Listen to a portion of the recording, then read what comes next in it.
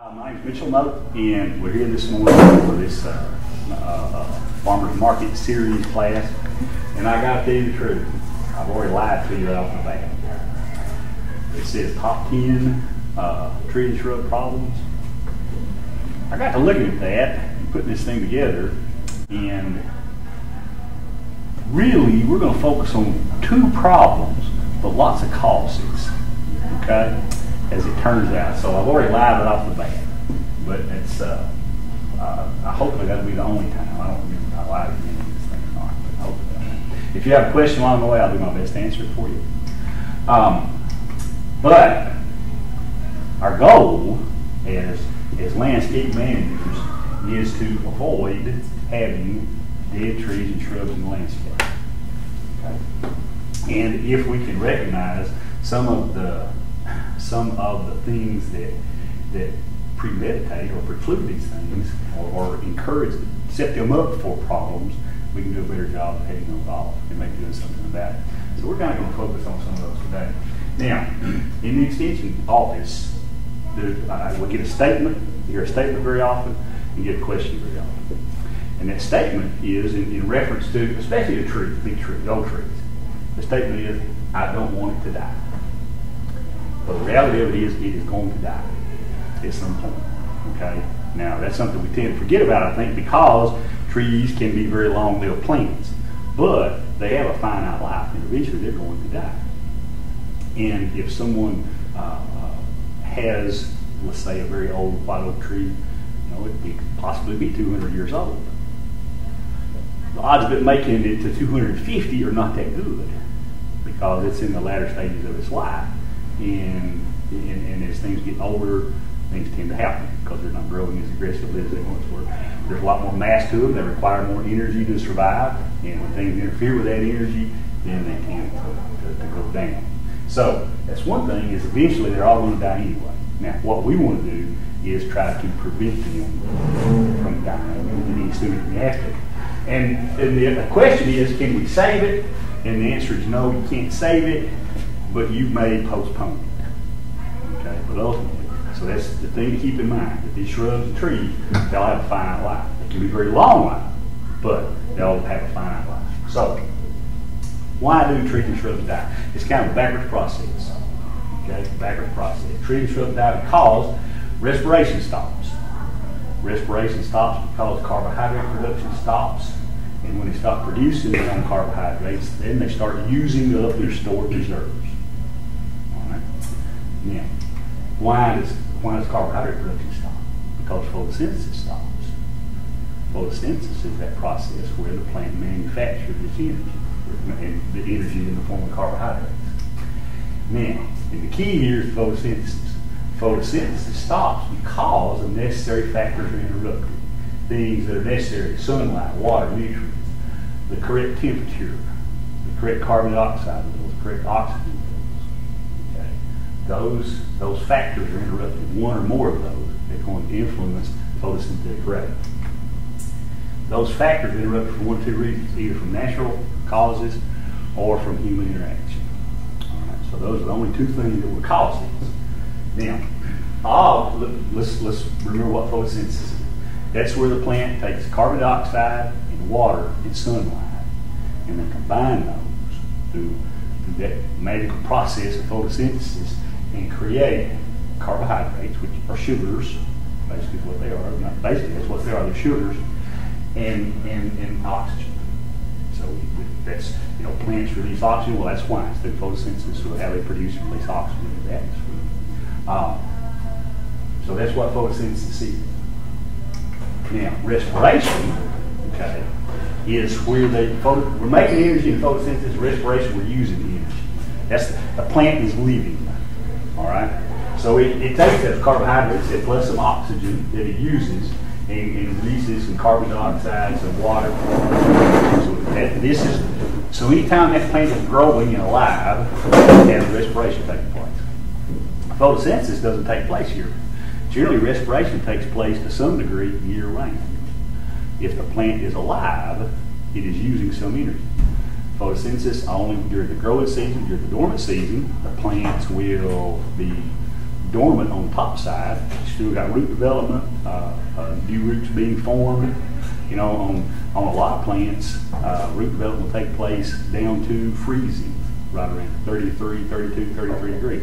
And depending on the season, there can be lots and lots of opportunities for some living process taking place in the plant. So even though it's not producing any energy, it's still using some of it. And the whole key is for during the growing season, when this thing is taking those leaves and catching sunlight. And that's all the leaves are. They're sunlight receptors. They're there to catch the sunlight and to use that energy from the sunlight to make their energy. And if they produce, and a healthy plant will do this, they will produce more energy than they're going to use. So they'll store it. Okay, they'll store it. Now, all those things that hinder photosynthesis, okay, the fact, we mentioned those just briefly: sunlight, water, temperature, nutrients, carbon dioxide, and oxygen. People can influence several of those. People can influence sunlight. By sunlight, the ability of the plant to capture sunlight. Okay, all right, just the amount of sunlight itself, or the plant's ability to capture sunlight. That's what I'm talking about. Obviously, nature can influence that. Water, either in excess or in a deficit state. Well, people can influence that, and obviously nature can certainly influence that. Nutrients, either in an excess or a deficit, people can influence that. Temperature, yeah, we can influence temperature around those plants some. And one primary example, and we'll look at it in just a minute, certainly nature can. Carbon dioxide, do we influence that much? Well, I mean, from a deficit standpoint. I don't know that we've ever seen a state where there is excessive carbon dioxide that causes a problem for trees. Certainly a shortage can, or for shrubs. All plants in general, they've got to have it. And oxygen. Well, people can influence the oxygen levels available to plants, especially in the root zone, not so much in the atmosphere. And I don't know that nature is necessarily going to ever hinder or ever influence the amount of oxygen from a deficit standpoint. Of those things, what we're going to focus on primarily are these two. We're going to focus on the sunlight and the water factors. Okay, and how those influence the problems, the common problems that we see with trees and shrubs. Now, these are things what we frequently see. When I say we, I'm talking about on a day in, day out basis, year round, with citizens here in the county, what we see in the extension office from samples and site visits and so on. First of all, that's sunlight. We're going to talk about things that influence sunlight. Okay. Anything that we do that creates shade, that blocks sunlight, we're interfering with the sunlight reception, the sunlight available to those plants.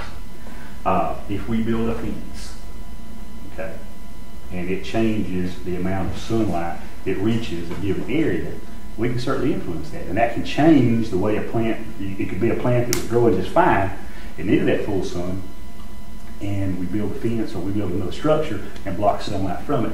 That's going to change the way that plant grows and responds. It may slow down its growth rate. If it's a flowering plant, you may see a reduction in blooms. The same thing is true if you, in a new landscape, for example. When you put out small trees, those trees grow. And as they grow, they increase their shade. And what was once a real sunny area becomes a shady area. And other plants that you had growing in those areas may have bloomed really good at one time. But as the shade increased, the amount of sunlight they got decreased and the amount of bloom went down. Okay? So that's certainly a way that we, as people, can influence the amount of sunlight these plants get. Now, this is a burning bush. Okay? Humongous. How does it look? Does it look bad? Does it look pretty good? Does it look okay? It looks pretty typical to me. It looks pretty typical. So, is there a problem with this plant's ability to capture sunlight? Well, look here. A little pointer doesn't work on the screen. But, so they've got these leaves that came off of that humongous shrub. Look at all those specks. They're a lighter color. They're not dark green. Well, why is that? Why are the little specks there? And why are they light colored like that? Here's another. This is an October glory red maple. Got pretty green leaves, but there's lots of little yellow specks, little spots in them. Is that a problem? Why is it yellow? Well, yeah, it is. And there's why. Okay, those plants, both that euonymus and that October red maple, have an infestation of two-spotted spider mites. So what's the deal on that? Okay. Well, those spider mites, how do they feed? They're like little needles, hypodermic needles. They feed by sticking their mouth into the foliage. Well, every place they feed, they insert that mouth part in there. They destroy some chlorophyll. And all those little yellow specks that you see there are feeding sites, where those critters have pierced that tissue and they have destroyed that chlorophyll. So that chlorophyll is no longer there. And chlorophyll is the part that's green that catches the sunlight. So, if these guys destroy enough chlorophyll, then it diminishes, it reduces the ability of the plant to capture sunlight. If it reduces the ability to capture sunlight, then it can't make as much energy. A laurel, okay? There's a laurel. Well, how's that laurel look? Looks like a typical laurel. I mean, it's like typical laurel, because when you look at it, you see the little yellow specks, and that's called stippling. Okay, you see that stippling in that foliage. Well, what causes that? Little southern red mites. Okay, there are other mites, and these things are tiny. I don't have a good way to, but that's magnified roughly 80 times. All right, so these things are small. Some folks with really good eyes claim they can see them. I don't claim I can see them with a naked eye. I've got to have help in order to see these things. But what's interesting, you see little white cases here. That's where they molted and they cast skins and grown. You can see a lot of times you got a really heavy infestation. You can see the little white specks all over the back. That's where those cast skins, where you can't see the mite itself because it blends in so well. I don't know. Anyway. That's another example of a mite. It's a southern red mite, and that was in February. Arborvitae. Okay, just the broadleaf plants are not the only ones. These mites have a broad menu that they will consume. Arborvitae, looks typical, but when you start seeing, instead of that real bright green, and you start seeing kind of an off color to it, a lighter color, that's when you start looking closer. On the top is what it all looked like. Here, below that, is very typical. And you've got the little bitty yellow specks in there. And sometimes referred to as bronzy. It'll take on sort of a bronzy appearance, a bronzy color. That would be your spruce spider mite. It's a cool season mite. It can be on there during the cool months of the year, in the spring and in the fall period. That's when they're going to be most active. So those little critters, those mites, all of those, they literally suck the life out of the plants. So if there's enough of that going on, they're going to inhibit the plant's ability to capture sunlight, and therefore it stops or it decreases its ability to produce energy, and that just leads to a downward spiral if that goes on long enough. Now, does that mean that one infestation is going to do a plant? No. It's something that can be managed. It's something that can be dealt with. But if it's let go, these things can build. They can turn a generation roughly every week. So theoretically, you can start with one and wind up with a bazillion before the month's out. I don't know how much a bazillion is, but it's a bunch. Okay. But they can turn a generation every 5 to 7 days. So they can build up in a hurry. Now, there's a euonymus. Man, that's a very big euonymus. Is that a typical euonymus look? Well, honestly, it's not that odd. Okay, it's not that uncommon to see that. Because this thing now, it's lost leaves, so those places where there are no leaves, is it catching sunlight? No, it is not. So the photosynthetic ability of this plant has been greatly reduced. So it has lost a lot of ability to make energy. Why? Because of, and this is so particular to euonymus, it was named after euonymus. Euonymus scape. Euonymus scape. These are insects. These little white things are, now they're on the stem, but they're also on the backs of the leaves. And they tend to be on the backs of the leaves more so than the tops of the leaves. A scale insect, it's an insect. It's called a scale because the adults put a coating over them, kind of like a little turtle, and it's a protection. Now there are hard scale and there's soft scale. This is a hard scale. Okay, they literally suck the life out of a plant. As we saw in that previous picture, there's enough damage that takes place. The leaves die, they fall off, they're going to turn yellow, drop off. And also, you can even have wood die there because they'll build up on there just like barnacles and get layer after layer until they literally suck enough life out of that thing till it dies. Okay? And there's a close-up shot of them. Those are the adults. At some point, well, I don't know what the purpose of scales are. I don't know. I don't know what benefit. I don't know anything that feeds on the scale. Well, I guess they're here for a reason. But I don't know. Well, I do too. Yeah, kind of, because it encourages the economy. It stimulates the economy. Because folks will buy a plant with a scale, they go buy stuff to treat the scale. If the plant dies, they go buy another. That's not what it does. It stimulates the economy in that regard. So maybe that's their purpose. I don't know. But these things lay eggs, and then the eggs hatch, and they come out from under them, and they're little bitty, and they're crawlers. And the crawlers, they can be treated with an insecticide at that point. But when are they there? Well, they're smaller. They're as smaller than a mite, so they're very hard to see. So if you can catch them when they're there, you can kill them easily with an insecticide.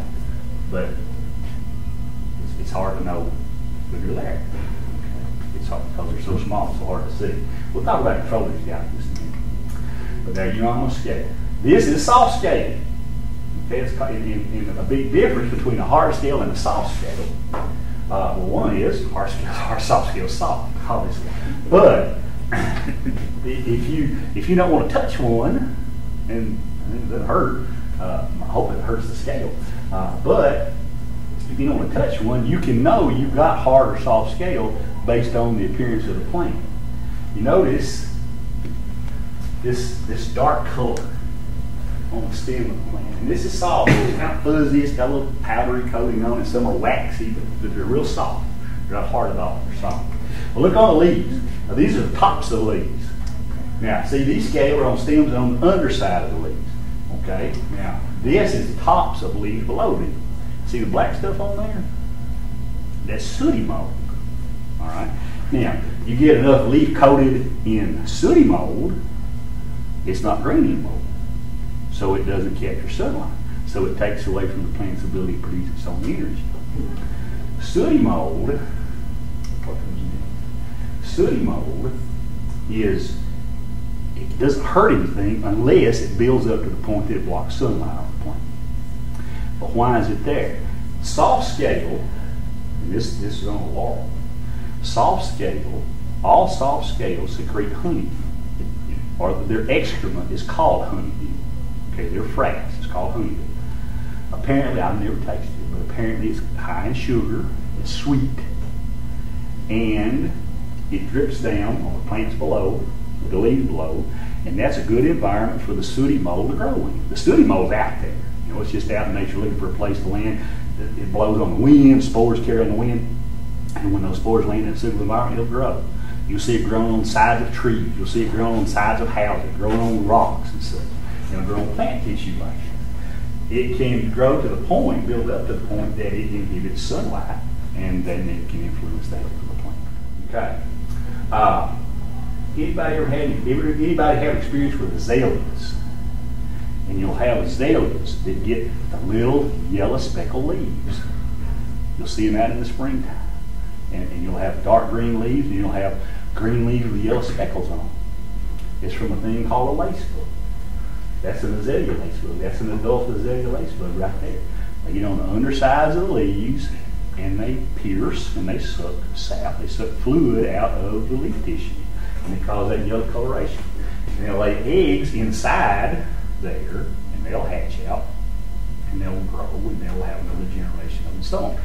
And if there's a heavy enough population, you got yellow leaves, they're not catching sunlight, they're not producing energy, the plant starts to decline.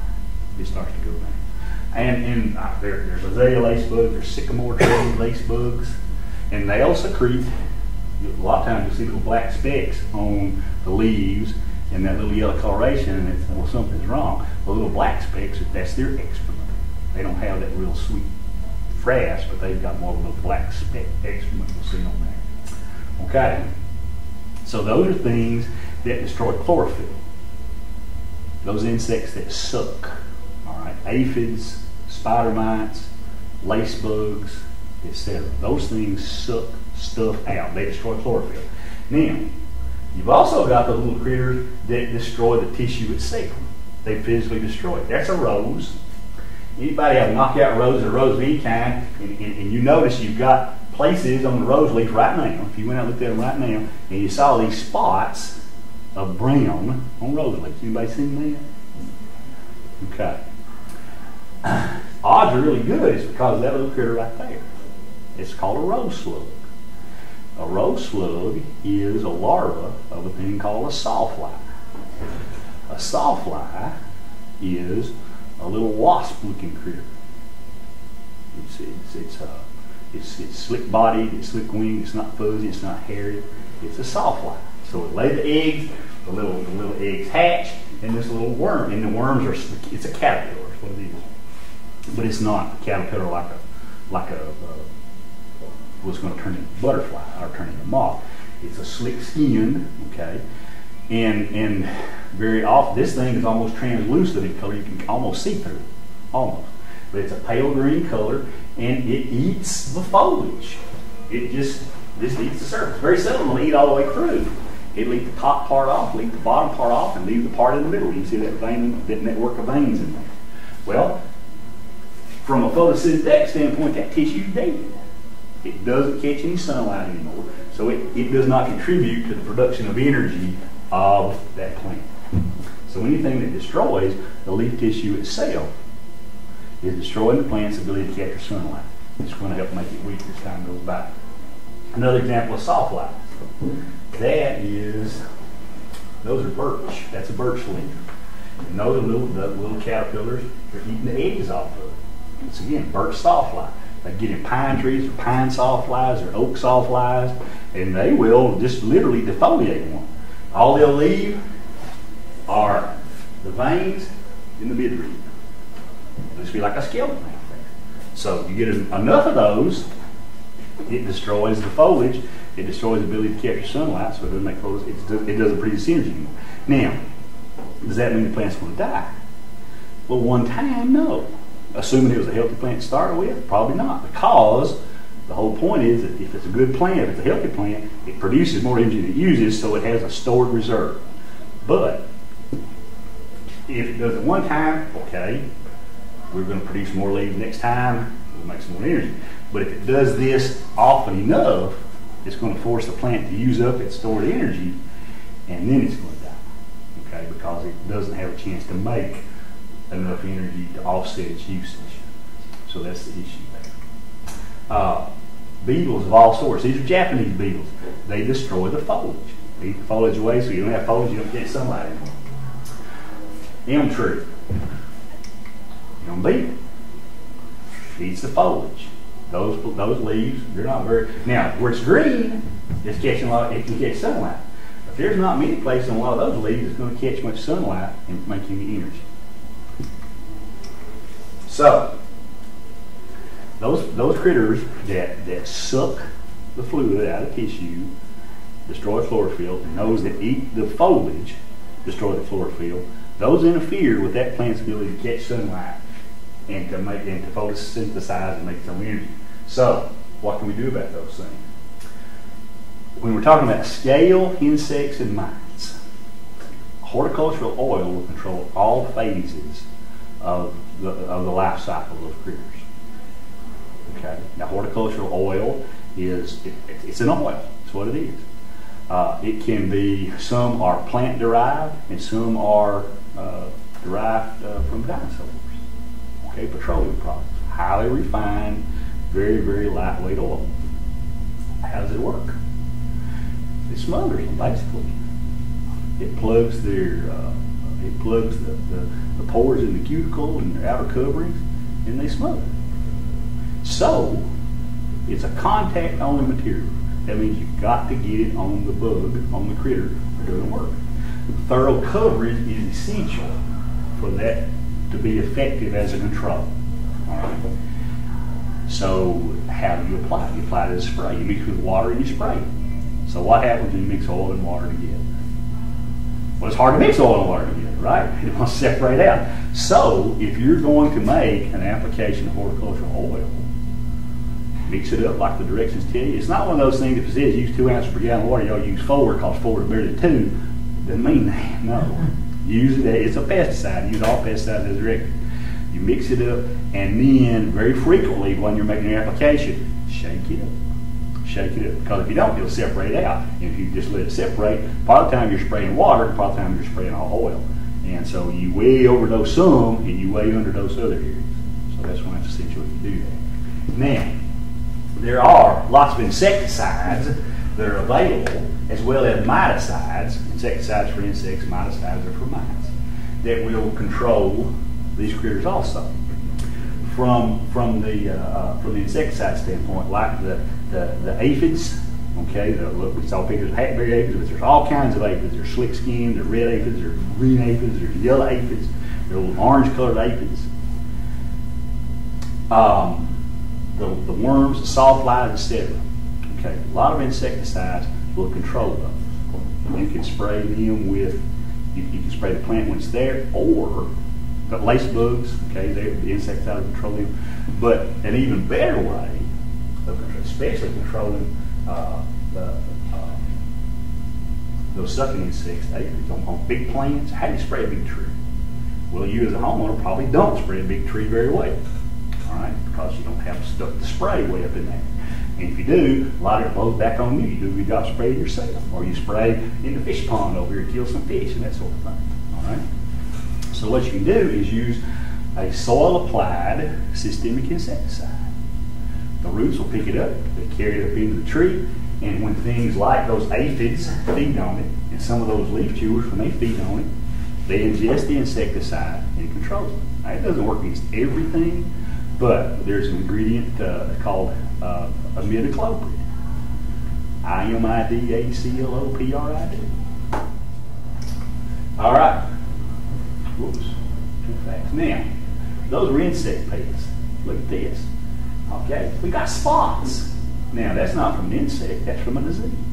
But again, you've got that yellow coloration, chlorophyll's been destroyed, so this plant's not catching sunlight and making energy anymore. Why is that? Well, this is cedar rust. That's on an apple leaf, so it's cedar apple rust. Okay?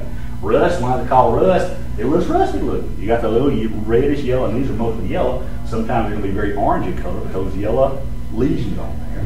That's a disease. It destroys the chlorophyll. It'll destroy the entire leaf as time passes, and it doesn't catch sunlight and make energy. And there's what it comes from. That's a cedar tree. That's a cedar apple on there, which is the primary host of the disease. It doesn't hurt cedar trees. But in the spring of the year, in April and May, you'll see these things open up, and those are a bright orange color. They're jelly-like, those tendrils hanging out. And they look odd, just really odd. Well, when those things have popped out like that, that means that they have released their spores. Wind carries those spores, and they land on plants that are susceptible, like those apple trees, they're pear trees, they're hawthorns, they're pyracanthus, that are susceptible to that rust disease, and it infects them. And they wind up with those yellow spots on there, and if it's on, like on this apple tree, if you get on the crab apples as well as fruiting apples. But as the summer progresses, that whole leaf will probably turn yellow, and before the summer's over, it'll fall off. So that tree will defoliate real early.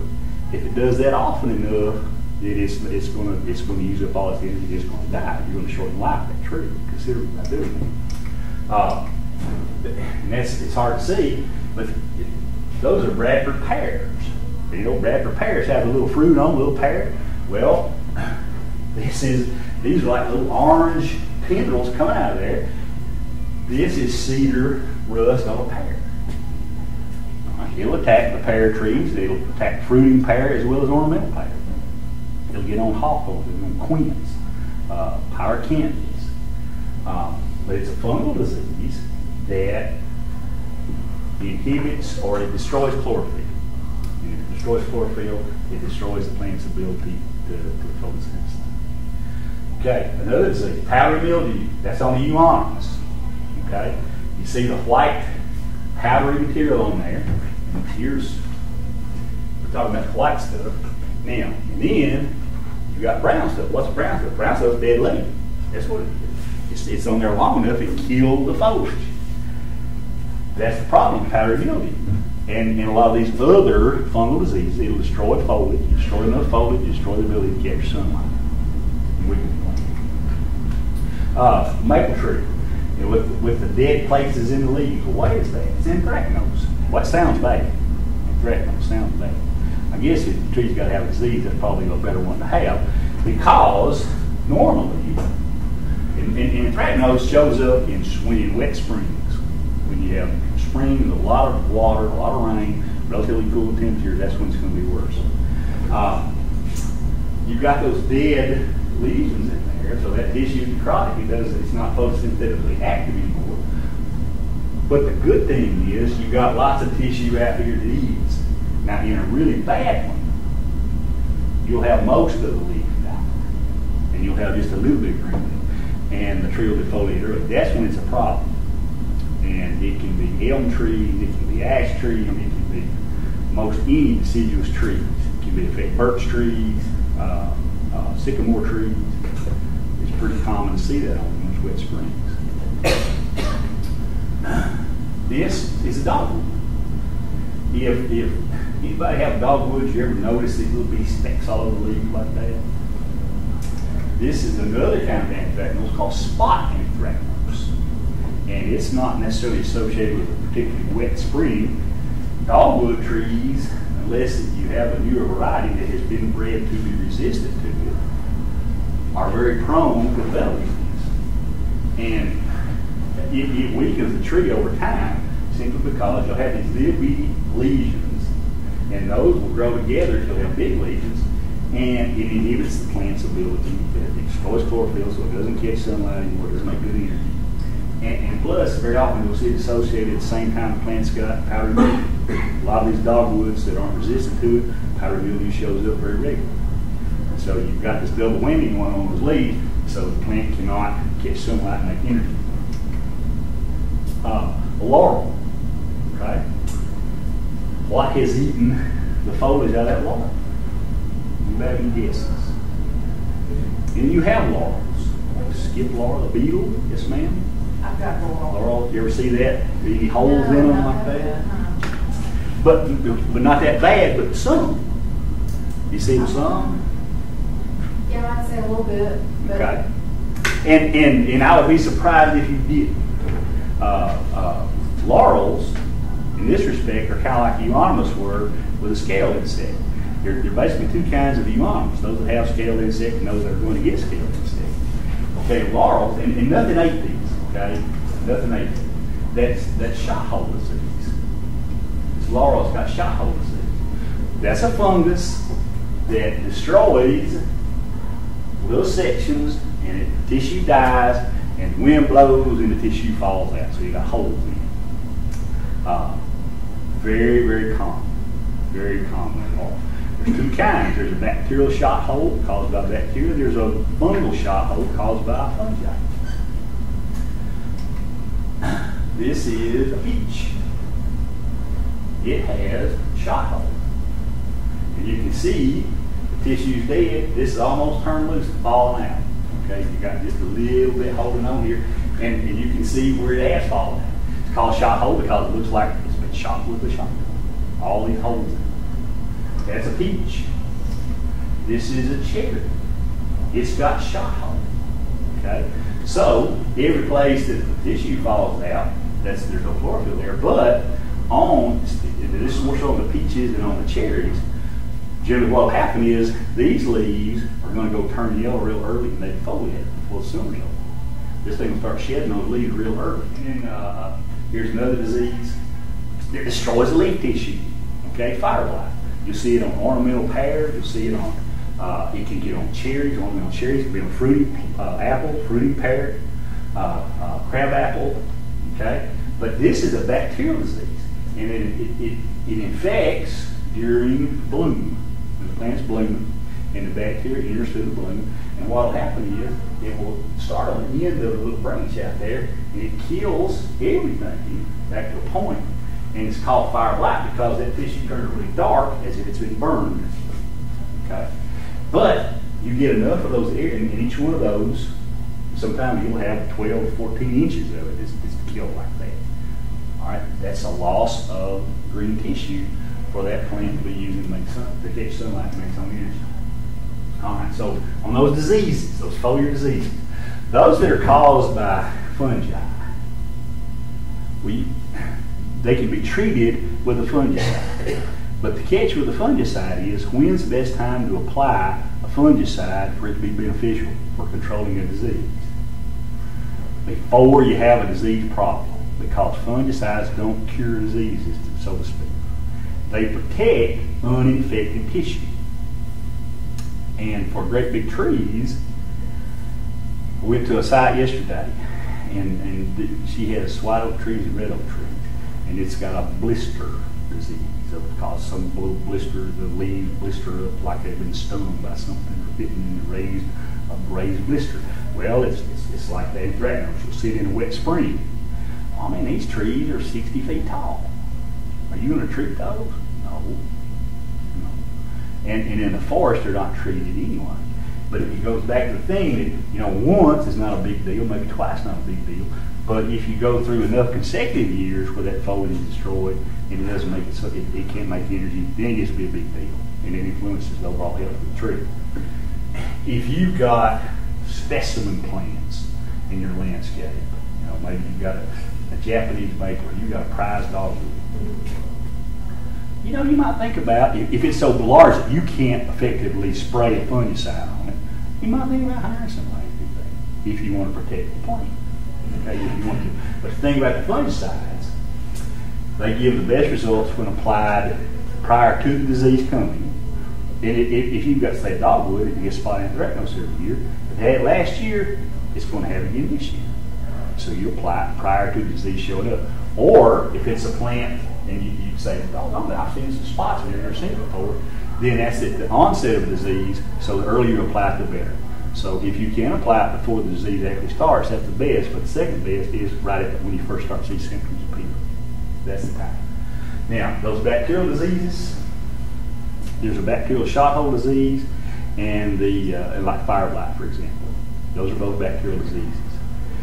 Fire blight is treated with an antibiotic, streptomycin. It's a streptomycin for plants. It has to be applied as soon as those trees that are susceptible to fire blight begin to bloom. Now, if you got, let's say you got a Bradford pear. If you still got one standing, it hadn't fallen down yet, you still got a Bradford pear, it hadn't blown over, and you've never seen a fire blight strike in it, well, I don't know that you ought to go out there next spring and say, well, I've got a Bradford pear, I'm going to get fire blight, I need to spray for it. Well, I don't know that you ought to do that, okay? After you get it the first time, though, then you want to think about maybe protecting it each year, because odds are it's going to be back, because you'll still have some of the organism overwinter in the tree that it can reinfect through new blooms. And so when blooms appear, that's when you start making those applications of streptomycin. For the shot hole disease, since there can be bacterial shot hole as well as fungal shot hole, if you use a copper fungicide, that's probably your best bet, because copper does have some efficacy against fungal diseases as well as bacterial diseases. So that would be probably the type, something like that. Okay, so we talked about those things that interfere with sunlight. Now we're going to finish up with things that interfere with water. Okay, water's got to be absorbed by the roots. It has to be moved up, and it has to be moved down in the tree. It has to move laterally in the tree or the shrub in order to survive. Anything that interferes with that movement is going to fit into this category of interfering with water. Because those are two primary factors we talk about, sunlight and water. So what interferes with water? Okay, you got a little blue rug juniper plant out here. Simple. What's going on color? It wilts, it dies. Well, junipers, nothing kills junipers, they're tough. They're tough. So what is the problem, man? Well, look. Look at that root mass. What color is black? Why is it black? Because it's sitting in the water.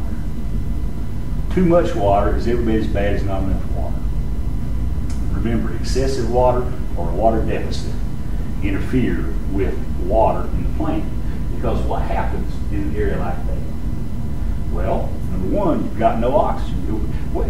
That plant's got to have oxygen in the soil. The roots have got to have oxygen. It's got to have water in there. Okay?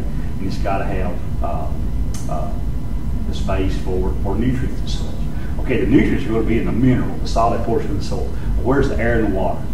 Air and the water fit in the pore spaces between the solid particles. So we're not talking big stuff here. We're talking little bitty things. If the water and air are in the pore spaces, if that soil is saturated, it's full of water, where is the air? It's not, okay, because the pore spaces have all been filled up with water, and so oxygen levels deplete. And so those plants, they suffocate. Roots suffocate because they have been exposed to excessive water for so long. When that root zone stays excessively wet, you're out to see that show up. It gives a good environment for those water moles and that black root rot organism is a water mole to grow in there. So you've got a boxwood hedge, or you've got a number of boxwood plants. And you've got dead areas that show up in them. We want to start thinking about water. Okay? We want to start thinking about that. Especially if you're growing off of it's not in the picture, but right down here, that's where these two split off. Okay, you look like a codominant little stem here. You got one stem going this way, with the joint right down there. Well, this side over here is dead. This side over here is not. You look at this side, all you see is dead stuff. You don't see any sign of fungal disease. You don't see lesions on the leaf. You don't see spores. You don't see signs where insects are fed on it. Well, what's killing this thing? Something is. Something is. So then we start thinking, there's a problem in that vascular system, that circulatory system somewhere. And right there it is. This is down there at the base of that plant. You see how dark this wood is? You take and scrape away the bark. You got these dark roots in here. That's Phytophthora rot, another water mold. It will infect the crown of the plant right there at ground level. And what it does, it destroys that vascular tissue, the circulatory tissue. It's just like a tight string around your finger. You leave it tied there tight enough, long enough, it dies. Okay? That's what's happening. Other things that influence water, okay, to the roots. Tree been set out. This was ball and burlap tree. We know it's ball and burlap because we can see the burlap. Well, now why is that a problem? What does that do to affect the water available to that root zone available to that tree? What's a candle wick do, or a lamp wick inserted down in the oil? It draws it up, right? It draws it up. On a natural fiber like that, if it's exposed to there, it can wick moisture away from the plant. Okay? So that interferes with water in the root zone of that plant because it helps naturally wick it away.